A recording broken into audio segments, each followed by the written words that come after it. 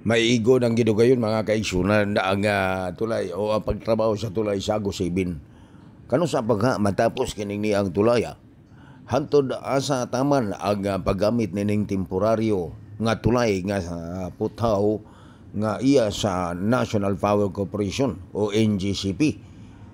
Daghan mga pangutana mga kaigsunan ang mitumaw nga daghan kaayo nga mga buwan o katuigan ang langlabay. Wa pa dyo'y nakita nga tilimad-on nga diin ang naasin tulay pagkahumanon.